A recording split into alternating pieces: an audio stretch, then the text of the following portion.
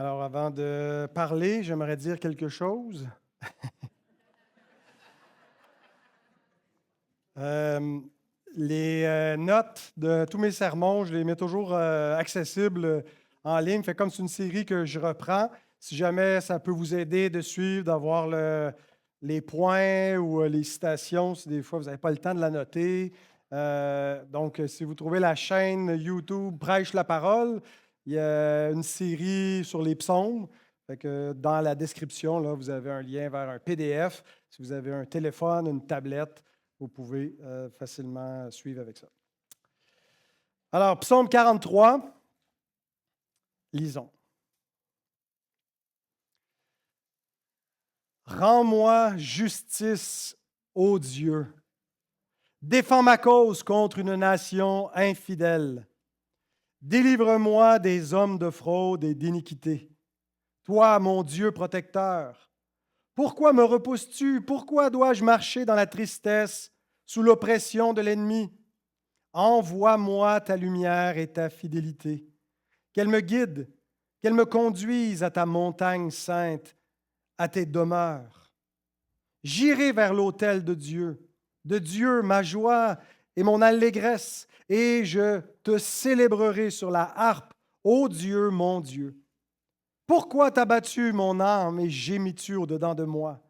Espère en Dieu, car je le louerai encore. Il est mon salut et mon Dieu. Demandons au Seigneur de bénir sa bonne parole. Merci Seigneur pour cette portion d'écriture que nous venons de lire. Merci Seigneur pour ce temps de louange que nous avons passé ensemble à élever nos cœurs, à chanter ta gloire Seigneur, chanter les vertus de notre Sauveur et annoncer tes bienfaits pour nous Seigneur Dieu. Et merci du temps qu'on peut prendre pour examiner cette portion d'écriture ensemble. Accorde-nous d'être attentifs, d'être dociles à ta parole, Seigneur Dieu, et qu'elle puisse agir en nous afin de nous faire croître, Seigneur Dieu, à la ressemblance de ton Fils. Et c'est en son nom qu'on te le demande. Amen. Merci pour le verre d'eau. Donc, on entre un peu de façon abrupte dans le psaume 43, pas de souscription. Comme je l'ai dit ce matin, c'est que c'est comme la troisième strophe des deux premières qu'on a dans le psaume 42. On voit la continuité. Donc, dans les deux premières strophes, David était plutôt un peu dans un mode de complainte. Éternel, rends-moi justice, défends ma cause, délivre-moi. Donc, dans la troisième strophe, en fait, ce que je viens de citer, c'est plutôt des éléments de la troisième strophe. Il devient dans un mode plus combatif de prière. Et avec ce mode combatif, il devient aussi optimiste. Alors, dans le psaume 42, il dit « Quand irai-je et paraîtrai-je devant l'Éternel ?» Et dans le psaume 43, « J'irai et je te célébrerai. » Donc, il est plus juste dans le soupir. Il soupire encore, mais avec un peu plus d'optimisme. Et déjà, on peut voir une première application pour nous lorsque nous traversons les moments de langueur de l'âme où on pense parfois que Dieu nous a oubliés. Il nous a donné un moyen en particulier pour nous garder près du Seigneur, la prière fervente pour sortir notre âme de la torpeur. Et ça me fait penser à ce passage dans le Nouveau Testament de Jacques 5, au verset 13 et 16, il y a une exhortation à la prière. Il dit « Quelqu'un parmi vous est-il dans la souffrance? Qu'il prie. » Et il ne nous précise pas la nature de la souffrance. Elle peut être physique comme morale, mais c'est toujours le même remède, la prière. Qu'il prie. Quelqu'un est-il dans la joie? Qu'il chante des cantiques. Et au verset 16, il revient, « Confessez donc vos péchés les uns aux autres et priez les uns pour les autres afin que vous soyez guéris. La prière agissante du juste a une grande efficacité. » Je mets l'emphase sur le mot agissante, l'adjectif agissante. J'ai trouvé intéressant, je ne sais pas s'il y a un lien étymologique, mais en grec, le mot qui est traduit en français par agissante C'est le mot énergoumène. Et donc, voilà, c'est... où est-ce que je suis dans mes notes, là? Énergoumène. Et j'ai regardé en français, je n'ai pas fouillé dans le dictionnaire d'étymologie si énergumène venait de énergoumène, mais un énergumène, c'est une personne agitée, excitée, exaltée, qui, sous l'effet de l'enthousiasme, de la colère, etc., crie, gesticule beaucoup. Donc, c'est comme ça qu'on doit prier pour sortir notre âme de la tourmente. Il faut arrêter de prier comme des baptistes, il faut apprendre à prier comme des pentecôtistes. Bon, peut-être qu'on n'a pas besoin de toujours prier avec cette énergie-là, mais je pense que quand on veut raviver parfois notre âme qui est endormie, on doit apprendre à faire autre chose que des prières formelles, des petites prières, mais apprendre à prier avec une sorte d'ardeur, le cri de l'âme et comme des énergumènes, et donc répandre notre cœur devant Dieu. Alors, je ne suis pas en train de dire que dans chaque moment de prière et dans les réunions de prière, que ça doit devenir comme ça, mais en particulier dans la prière secrète, apprendre à crier à Dieu. Ça peut se faire en silence, crier à Dieu, mais ça se fait avec une intensité de l'âme. Et donc, David a un peu saisi ce moyen-là. Il a exhorté son âme, et puis donc il retrouve un peu plus d'assurance. Et on voit un peu le changement de ton. Donc, rends-moi justice, défends ma cause, délivre-moi. C'est plus quand irai-je, mais c'est j'irai et je célébrerai. Donc, il y a l'assurance qui va revenir là où Dieu l'a établi et qu'il va encore louer l'Éternel. Alors, dans cette prière courte qu'on a lue, il y a deux demandes. La première, il demande d'être délivré d'Absalom, qui est à la tête d'un peuple infidèle. Alors, il ne le dit pas comme ça, mais si l'arrière-plan qu'on a identifié ce matin est le bon, on lit au verset 1, « Rends-moi justice, ô Dieu, défends ma cause contre une nation infidèle. » Donc, il y a un peuple qui s'est rebellé contre le roi, qui a suivi un usurpateur. « Délivre-moi de l'homme trompeur et inique. » Donc, on a une nation infidèle qui semble marcher derrière un homme trompeur et inique. Alors, encore une fois, ce n'est pas explicite, mais Absalom peut bien cadrer avec cette description où il était charmeur, séducteur, et puis il a entraîné beaucoup à sa suite. Mais ce n'est pas lui, l'héritier du trône messianique. Il cherche à s'en emparer par la force, et Dieu ne lui a pas donné. J'ai aimé aussi faire un peu l'étymologie du mot infidèle dans l'hébreu. Alors, je ne sais pas si vos pasteurs ou prédicateurs habituels ont l'habitude de vous sortir les mots grecs et les mots hébreux un peu pour montrer leur grand savoir. Mais un mot qui revient beaucoup dans l'Ancien Testament et beaucoup dans les psaumes, c'est le mot chesed. Alors, levez la main si vous avez déjà entendu le mot chesed. Il y en a quelques-uns quand même. Alors, le mot chesed, c'est traduit par bonté, par grâce, par fidélité. Et généralement, ça désigne donc ces attributs divins de la bonté et de la fidélité de Dieu. Mais c'est un mot qui est tellement riche qu'on ne peut pas juste le mettre dans la bonté, mais c'est une bonté alliantielle où Dieu manifeste sa grâce même quand celui qui la reçoit n'en est absolument pas digne. Dieu demeure fidèle quand on est infidèle. C'est très synonyme de la grâce de l'Évangile. Dieu qui pardonne les fautes, qui passe par-dessus. Alors, un seul mot hébreu, c'est chesed. Donc, c'est l'amour de Dieu, l'amour d'alliance, sa fidélité qui va aller jusqu'au bout. Alors, mais ici, ça nous parle d'une nation infidèle. Et le mot infidèle, en fait, c'est deux mots hébreux, c'est lo chassid. Parce que celui qui reçoit le chesed, c'est le chassid, celui qui est un fidèle ou qui est l'objet du chesed de Dieu, de l'amour de Dieu.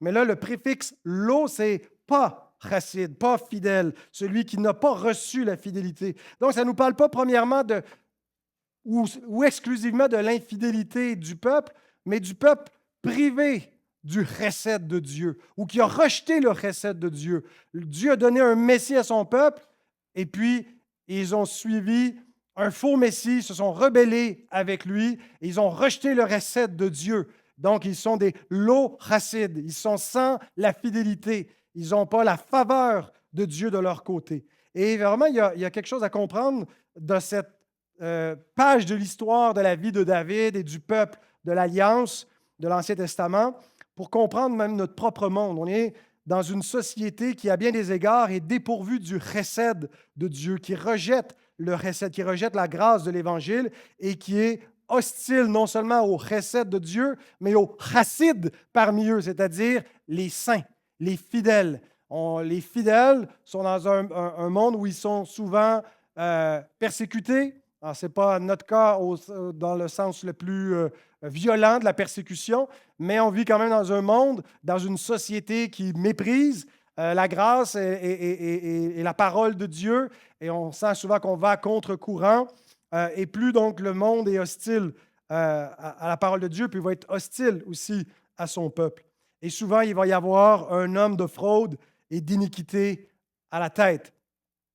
Alors, on ne rentre pas dans des considérations eschatologiques de l'Antichrist à venir et de ces choses-là, mais combien de fois dans l'histoire de l'humanité, de l'histoire du peuple de Dieu, il y a eu des antichrists qui ont paru et qui ont entraîné la masse infidèle dans la persécution des justes, des chassides, ceux qui ont reçu la faveur de Dieu, qui n'étaient comme plus les bienvenus au milieu de la société des impies. Matthew Henry il dit « Tant qu'il y aura de tels hommes mauvais hors de l'enfer et des nations entières à leur suite, il n'est pas étonnant que les hommes bons qui sont encore hors du paradis soient traités durement et méchamment. » Donc David, le chassid par excellence, celui qui a reçu la faveur de Dieu, avec qui Dieu a fait alliance, est en fuite.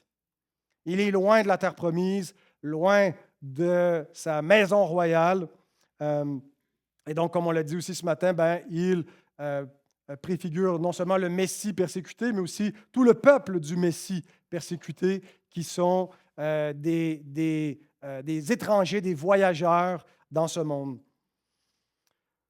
Alors, face à une nation infidèle, il faut aller auprès du Dieu fidèle pour pas que notre âme se décourage. Il y aura bien des tribulations, des souffrances dans ce monde. Jésus dit, je vous laisse comme des brebis, je vous envoie comme des brebis au milieu des loups.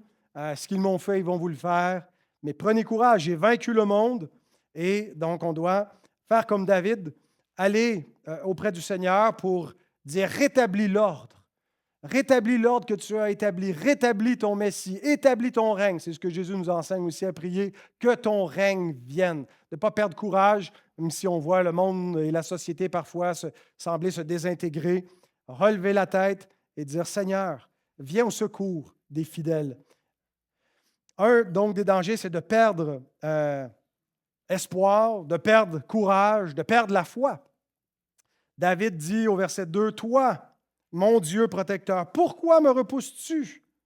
Pourquoi dois-je marcher dans la tristesse sous l'oppression de l'ennemi? » Donc, dans ce combat de la foi, il y a un danger de penser que Dieu nous a abandonnés. Donc, David est conscient que Dieu est souverain, que s'il a fui de Jérusalem, s'il a été maudit par Chémie, lorsqu'il traversait le Cédron, c'est parce que Dieu lui a dit de le maudire. Non pas prophétiquement, mais providentiellement, dans ces circonstances. Les justes gémissent souvent au milieu donc de l'ivraie. Et alors voilà, la première demande de David, c'est « Rends-moi justice, défends ma cause contre cette nation infidèle, contre celui qui est à sa tête. Ne me repousse pas plus longtemps. » Deuxième demande, David, au verset 3 et 4, demande à Dieu d'arriver à persévérer jusqu'à la maison de Dieu. Il dit, « Envoie ta lumière et ta fidélité, qu'elle me guide, qu'elle me conduise à ta montagne sainte et à tes demeures. J'irai vers l'autel de Dieu ma joie et mon allégresse, et je te célébrerai sur la harpe, ô Dieu, mon Dieu. » Alors David est affirmatif. Il croit qu'il va retourner sur cette sainte montagne que Dieu a choisie pour y établir son sanctuaire, qu'il va venir sur ce mont Sion où se trouve le tabernacle, qu'il va encore s'approcher de l'autel de Dieu.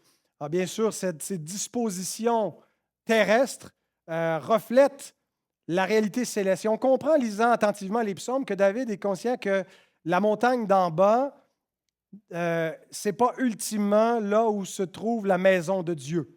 Il y a la montagne de Dieu qui est une montagne céleste. Il y a la Jérusalem d'en bas, mais il y a la Jérusalem d'en haut. Il y a une représentation du tabernacle sur la terre, mais comme il a été dit à Moïse, c'était de le faire selon le modèle qui a été montré dans la vision du tabernacle qui n'est pas fait de main d'homme dans le ciel, celui dans lequel Christ est entré. Donc, il y a un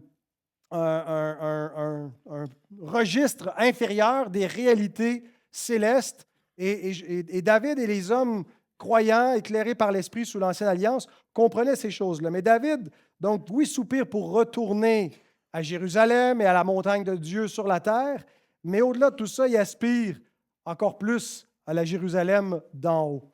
Et donc, on ne peut pas arriver à cette destination de la Sion dans les cieux sans que Dieu envoie son secours divin pour notre pèlerinage. Alors, si on fait une transposition de David à nous, ben nous aussi, on est des pèlerins en fuite au milieu d'une nation infidèle, et nous aussi, nos cœurs soupirent comme des biches qui soupirent après un courant d'eau pour la présence de Dieu et entrer dans sa présence où il y a plus d'impies qui blasphèment son nom, mais que des justes qui louent le nom saint de l'Éternel.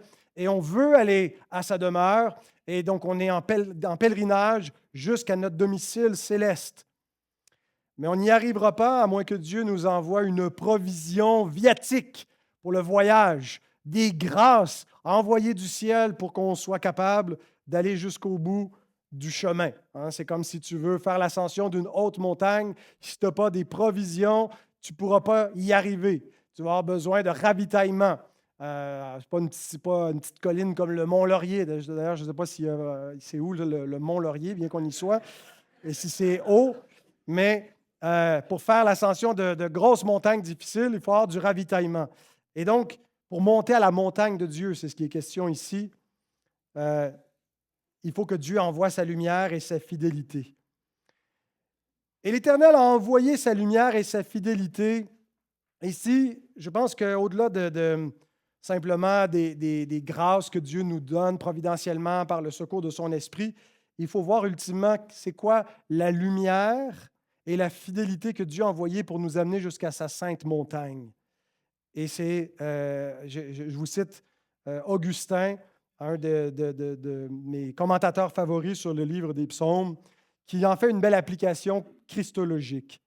Votre lumière est en même temps votre vérité. Il ne parle pas à nous, ce n'est pas nous qui le vous voit, mais c'est Dieu. Votre lumière est en même temps votre vérité. Il y a deux noms, mais un seul objet. Qu'est-ce en effet que la lumière de Dieu, sinon la vérité de Dieu? Ou est-ce que la vérité de Dieu, ou qu'est-ce que la vérité de Dieu, sinon la lumière de Dieu? Et l'une et l'autre forment un seul Jésus-Christ. Je suis la lumière du monde.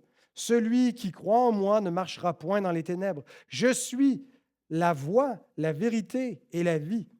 C'est lui qui est la lumière, lui qui est la vérité. Alors, dans la version Louis II, c'est le mot fidélité, mais qui est souvent traduit aussi par vérité.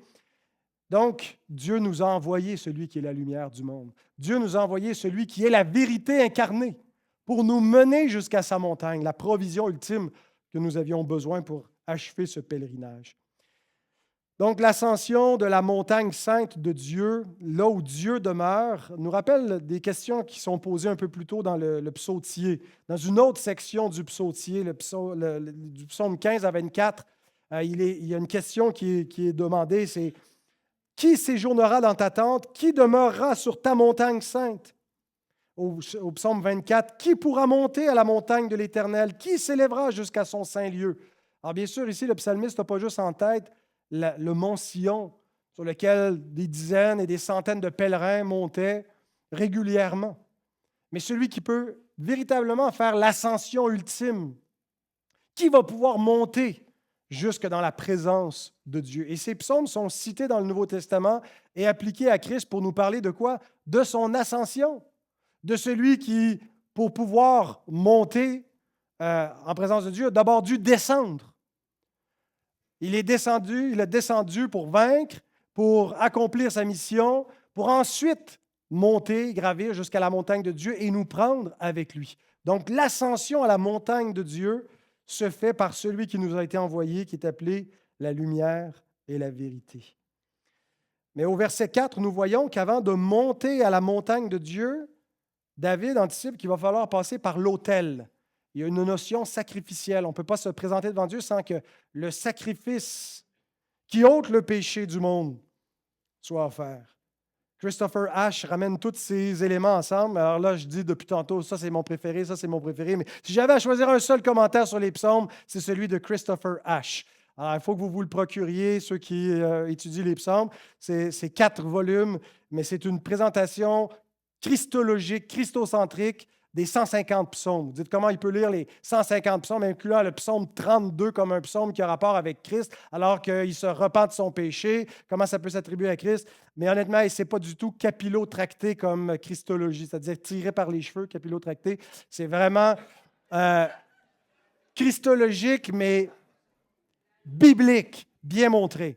Alors, Christopher Ash écrit « Jésus s'est rendu à l'autel final, à la croix, pour s'offrir en sacrifice pour les péchés. Puis, il est allé vers le Père, qui est, qui était et qui sera pour toujours sa joie suprême. En Christ, nous nous rendons, nous aussi, à cet autel. Nous venons à la croix, confiants que le sacrifice a été accompli et nous trouverons, nous aussi, notre demeure auprès de ce Dieu trine, notre joie suprême. » Alors, verset 4, qu'est-ce que ça dit? « J'irai vers l'autel de Dieu, ma joie et mon allégresse. » En passant par l'autel, nous avons l'assurance du salut et la plénitude de la joie du salut. Et donc, David conclut ce cantique des psaumes 42 et 43 avec le refrain au verset 5. « Pourquoi t'as battu mon âme et gémis-tu au-dedans de moi? Espère en Dieu, car je le louerai encore. Il est mon salut et mon Dieu. » Donc, c'est la 3e fois que nous lisons ce refrain en 2 psaumes. Cette répétition triple nous indique au moins 2 choses. Que les soucis sont persistants. Donc, ce n'est pas parti d'un seul coup. C'est souvent les mots spirituels, ce n'est pas comme les mots de tête. Il ne suffit pas de prendre un cachet et puis c'est terminé. Donc, ça peut persister et il faut appliquer et réappliquer le même remède souvent et longtemps. Donc, c'est la 2e chose que ça nous indique. Il faut persister, répéter les moyens de grâce. Ce n'est pas se décourager en se laissant berner par nos faux raisonnements ou ceux que l'ennemi de nos âmes veut nous insuffler, que c'est en vain que tu pries Dieu, qui te laisse dans ta misère. David rejette les faux refuges. Il ne se dit pas « Ah, bon, ben Dieu ne me répond pas, je vais me tourner vers Baal. Ah, ben, c'est peine perdue, je vais plutôt me tourner vers les plaisirs de la chair. Je vais m'enivrer pour oublier ma tristesse et que je suis en cavale. » Attention aux faux refuges. Quand nous sommes dans la détresse, quand nous sommes dans une sorte d'agonie, d'éloignement spirituel, nous sommes extrêmement vulnérables. C'est là où nous avons besoin plus que jamais de rester près du Seigneur, de nous attacher à ses promesses, d'appliquer les moyens de grâce et de faire bien attention aux faux remèdes qui risquent de nous éloigner de lui, d'être très délétères pour le bien de notre âme. Et pour y arriver à faire ça, il y a une leçon spirituelle très importante que Martin Lloyd-Jones a mis de l'avant à un chapitre complet dans son classique sur la dépression spirituelle, Spiritual Depression. Je pense qu'il existe en français aussi. Et j'ai aimé comment il a tiré une leçon, une belle application pastorale et spirituelle pour combattre la dépression spirituelle. Écoutez ce que Martin Lloyd-Jones, qui était avant d'être prédicateur et pasteur, un médecin. Donc, Lloyd Jones écrit « Nous devons parler à notre âme au lieu de la laisser s'adresser à nous », comme on voit le psalmiste dans le refrain. « Pourquoi t'as battu mon âme et gémis-tu au-dedans de moi? Espère en Dieu, car je le louerai encore. Il est mon rocher, mon salut. » Donc, nous devons parler à notre âme au lieu de la laisser s'adresser à nous. Saisissons-nous la distinction? Dans la dépression spirituelle, nous laissons notre moi s'exprimer au lieu de lui parler. Là réside le problème essentiel. Je ne cherche nullement le paradoxe. Ce point constitue l'essence même de la sagesse dans ce domaine. Réfléchissons aux pensées qui nous assaillent le matin au réveil. Nous n'avons rien fait pour les susciter, mais elles commencent à s'adresser à nous, à rappeler les problèmes de la veille, etc. Quelqu'un nous parle, c'est notre moi. Très souvent, la tristesse nous envahit pour une raison essentielle. Nous nous écoutons au lieu de nous parler. Revenons au remède du psalmiste. Il s'interpelle au lieu de s'écouter. « Pourquoi t'as battu mon âme? » demande-t-il. Son âme l'avait déprimé, dominé. C'est pourquoi il lui parle. « Mon âme, écoute un instant. Je veux te parler. » Le secret de la vie spirituelle consiste à savoir se prendre en main. Comment se parler? S'exhorter et s'interroger. Il nous faut dire à notre âme, « Pourquoi es-tu abattu? D'où viennent tous ces gémissements? » Au lieu de nous morfondre dans la dépression, nous devons affronter ce moi, le réprimander, le condamner et l'exhorter. Espère en Dieu. C'est des paroles qui sont sévères, qui sont directes. Et souvent, c'est ce qu'on a de besoin. On vit dans une culture où on aime bien se faire dorloter. Il y a une place et un temps pour se faire dorloter. Mais on a besoin aussi parfois de se faire brasser. Et on a besoin d'apprendre à se brasser soi-même, d'apprendre à se prêcher à soi-même, à s'exhorter soi-même, à reprendre notre âme et à lui commander. Tu vas louer le Seigneur, tu vas espérer en lui, tu vas croire sa parole, tu vas lui rendre grâce parce qu'il en est digne. Tu vas arrêter de te laisser emporter par tes sauts d'humeur ou tes détresses qui sont certainement réelles, mais qui ne sont pas plus réelles que la vérité de Dieu, qui n'annule pas la véracité de sa parole et de sa bonté à ton égard. Et c'est ce qu'on voit, la leçon de ces deux psaumes qui nous amène dans le remède spirituel à louer Dieu. À louer Dieu, pas seulement par les chants, mais dans l'ensemble des moyens qu'on prend dans un culte privé ou public. Donc, le culte privé, je peux vous donner une posologie. Peut-être que vous vivez en ce moment des moments un peu de détresse, de dépression, de découragement. Alors, psaume 42 le matin, psaume 43 le soir, pour toute la semaine. Théodoret de Cire, un père de l'Église, écrit « Il apparaît donc clairement que ces deux psaumes ont la même signification. Ceux qui les utilisent s'encouragent à avoir une espérance plus forte, à surmonter le découragement et à attendre le salut de Dieu qui leur sera sans aucun doute accordé. » On a besoin d'exhorter notre propre âme avec les paroles de Dieu et de les méditer, reméditer et prier ces psaumes et les dire à nos âmes. Il y a le culte privé et il y a le culte public également. Et j'ai été en relisant les notes, je ne comprenais plus trop qu'est-ce que je voulais dire là, ici. Au début, j'avais biffé, je ne dirais pas ça, mais finalement, je dis non, je vais le dire, j'ai trouvé ça bon. Au début, quand j'ai lu le verset 3 et 4, je voyais surtout la portée eschatologique. Envoie ta lumière et ta fidélité, qu'elle me guide, qu'elle me conduise à ta sainte montagne, à tes demeures. J'irai vers l'autel de Dieu ma joie et mon allégresse. Et donc, le premier élément eschatologique, c'est que Dieu, dans l'accomplissement ultime de ce qui est espéré, attendu ici, c'est qu'il nous envoie celui qui est la vérité, la lumière du monde, qui va nous amener sur la montagne de Dieu, qui va nous, en passant par l'autel, nous restaurer dans la joie ultime de la vie éternelle. Mais il y a aussi une portée liturgique, c'est-à-dire pour adorer Dieu dans un ordre. Et il y a deux dangers qui guettent souvent les adorateurs. Le ritualisme et le spiritualisme, deux dangers opposés. Charles Siméon nous parle du premier, le danger du ritualisme. Il écrit « Il ne suffit pas de participer aux ordonnances divines.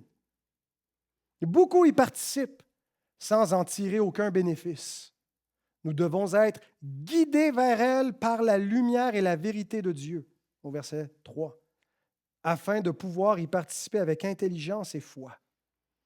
Il y a un danger de simplement faire les moyennes grâces, go with the flow, juste aller à l'église, chanter de façon formelle. Peut-être que dans la culture évangélique, c'est moins le danger qui nous guette, mais dans l'histoire de l'Église, où on a un bon moment donné un peu, dans certaines traditions, un peu plus formalisé, ritualisé les choses, où on fait simplement les dévotions comme ça doit être fait, on répète les formules comme ça doit être répété, puis on n'y pense même plus. Et donc, le danger du ritualisme. On a une sorte de ritualisme évangélique aussi, où on fait les choses sans, puis on n'y pense même plus, on ne réalise pas qu'on rentre véritablement en présence de Dieu. Et donc, le ritualisme, c'est de garder la forme extérieure de la piété, mais sans la substance intérieure qui en fait la puissance. Alors, ces psaumes-là nous rappellent que s'approcher de Dieu, parce que ce n'est pas juste s'approcher eschatologiquement lorsqu'on va arriver à la résurrection, quand Christ va venir, mais c'est ce qu'on fait chaque fois que le peuple de Dieu vient ensemble. On s'approche d'un Dieu qui, bien qu'il est invisible, est présent. Bien qu'on ne le voit pas, il est là. Bien qu'on ne l'entende pas, qu'on ne le sente pas, ce n'est pas par nos sens, mais c'est en esprit et en vérité, par la foi et par le Saint-Esprit, que nous avons une rencontre vivante avec Dieu. Mais parfois, ça passe au-dessus de nos têtes.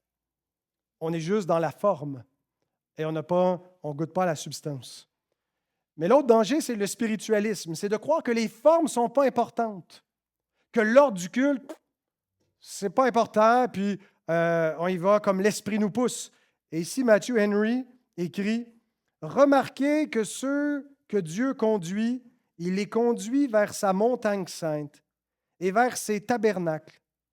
Pas n'importe où, pas n'importe quelle montagne, pas n'importe quel haut lieu. Combien de fois est-ce que Dieu blâme son peuple, bien qu'ils n'adoraient pas les idoles, ils adoraient le vrai Dieu, mais pas de la bonne façon. Pas selon les prescriptions qui lui avaient été données, qui étaient beaucoup plus strictes sous l'Ancienne Alliance. Mais ça ne veut plus dire que maintenant, anything goes. Ceux qui prétendent être conduits par l'Esprit, mais qui tournent le dos aux ordonnances instituées, se trompent certainement eux-mêmes. Et ici, c'est une exhortation pour le monde évangélique qui n'aime pas trop les formes, qui n'aime pas trop les rituels, qui n'aime pas trop la liturgie.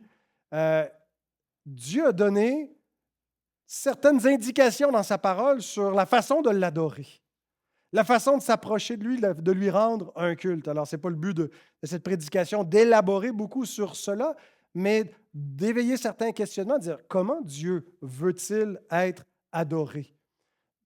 Le culte n'est pas d'abord pour les adorateurs, c'est un culte pour Dieu, qui doit lui être agréable à lui.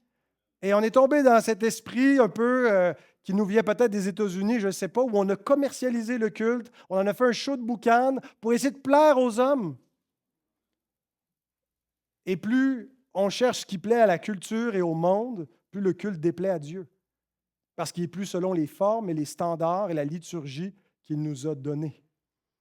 Donc, que Dieu nous garde, qu'il nous préserve du ritualisme, du spiritualisme, qui nous aide à utiliser ces moyens de grâce, parce que le culte, c'est quelque chose de sacré qui nous permet de le rencontrer et qui est nécessaire à notre âme pour son bonheur, pour on ait les grâces nécessaires pour aller jusqu'au bout de ce pèlerinage. Alors que ces psaumes, j'espère, puissent vous encourager à vous approcher de Dieu. Prions. Seigneur, on veut te bénir, te remercier pour ces belles prières de David qui nous rejoignent, Seigneur Dieu. Comme il est bon de voir que ton esprit qui était en lui est aussi en nous. Et Seigneur, que ta parole fait résonner quelque chose en nous où on peut s'identifier avec ce vieux poète, Seigneur Dieu, qui a parlé de ta gloire.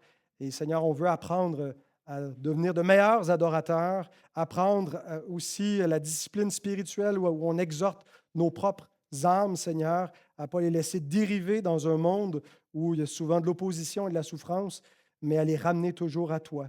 Et on te bénit, Seigneur, parce que ce n'est pas ultimement nous qui nous gardons, mais toi qui nous gardes. Béni sois-tu, Seigneur. Amen.